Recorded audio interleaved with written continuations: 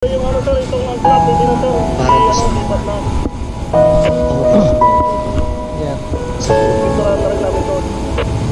Sa beach.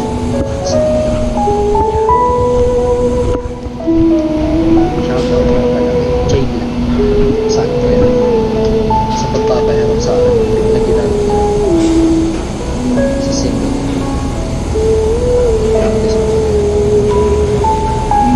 Hindi ko kapisado kaya sasabayin ko lang.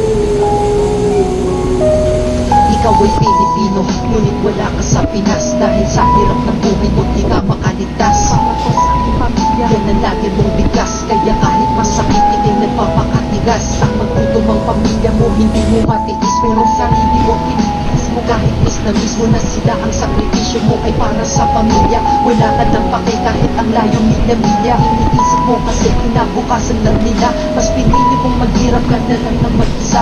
Di na ba ang mahuli na basta ang mahalaga. Huminhawa ka nilang buhay kahit na wala ka na. Sa kanila sabi ang pag-iyak na ng gabi-gabi. Pang pagkaan mo sa pinig ng kalooban mong amis. Sa Pinas kasi ang sahod mo kulang-kulang naman. Kaya ang pag-aabot na lang hindi mong paraan. Totoo naman, di ba? Sabat lang mo sa akin sa hindi mo kailangan mag-abroad. Hindi mo kailangan mag-lakad-lakad ng mga pera sa mission.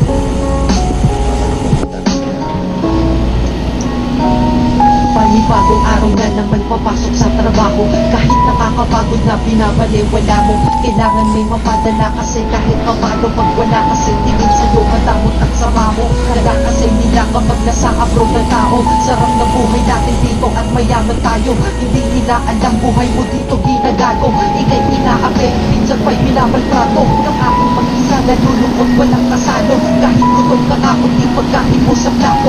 Pag-iipit kasi ang tanging plano upang sa pagbalik mo sa Pinas hindi panalo. Ang kasama mo muli sila hindi nagsalitrato. Pero hindi pa nagtitigis na muna yan ang plano. Pero habang nandyan ka pa ang hirap din na bago. Ikaw ay nag-abroad kaya mga ginagawa mo. Diba? Lahat naman ng yan ginagawa ko para sa akin. Minsan parang sa mga yung pituras Diyan na sa pupa.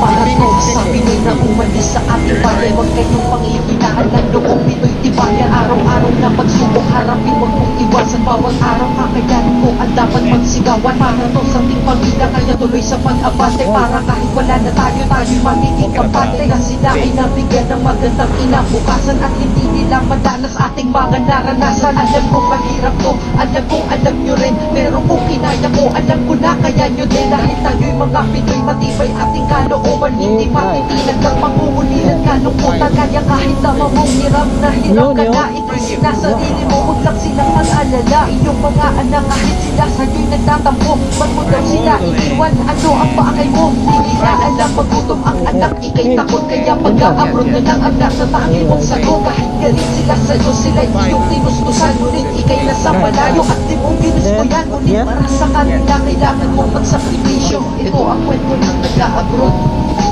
ng Pilipino. hit, sir. Para sa inyo to. Idol ko kayo. Para sa to. Lahat tayo magigirap po ano man yan. Tomorrow. Kokore! Okay? Para mo sa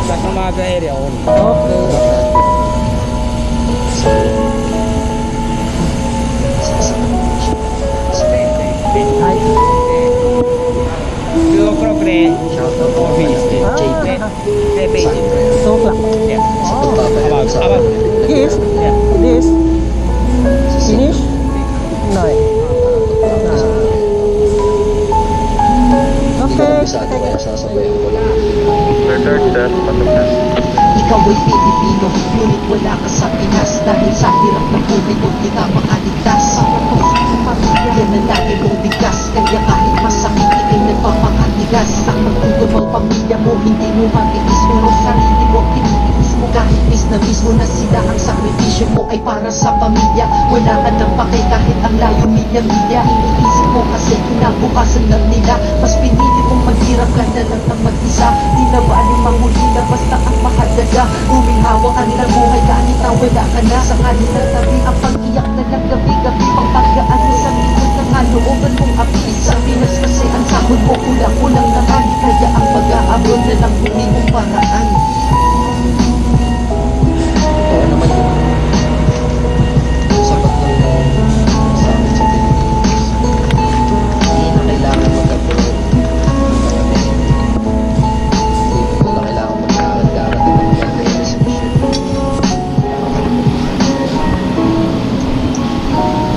Panibagong araw na naman papasok sa trabaho. Kahit nakakapagod na binabaliwala mo. Kailangan may mapadala kasi kahit papano pag wala kasi tingin sa lumatamot at sama mo. Kala kasi nila kapag nasa abroad na tao. Sarap na buhay namin dito at mayaman tayo. Hindi nila alam buhay mo dito ginagago.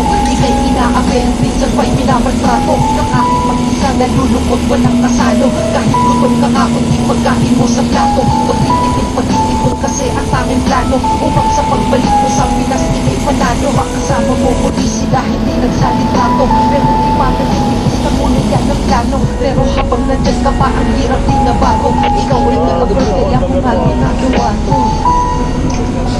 Diba? Lahat naman ng yan, ginagawa ko para sa mga hirap ka, nagtitis ka, minsan nagugutom ka. Para ano, para sa mga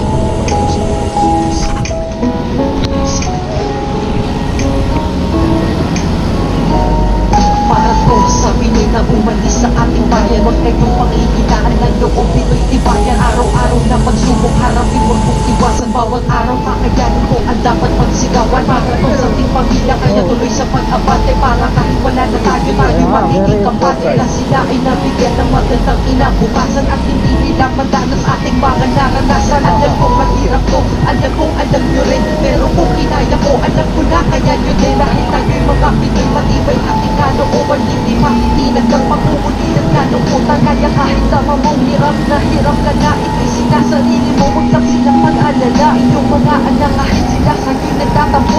Ba't mo daw sila iniwan? Ano ang pakay mo? Di nila alam magutom ang anak. Ika'y takot kaya mag-aabroad na lang ang latatabi mong sagot. Kahit galit sila sa'yo, sila'y iyong tinustusan. Ngunit ika'y nasa malayo at di mo pinustuyan. Ngunit para sa kanila kailangan mong magsakripisyo. Ito ang kwento ng nag-aabroad.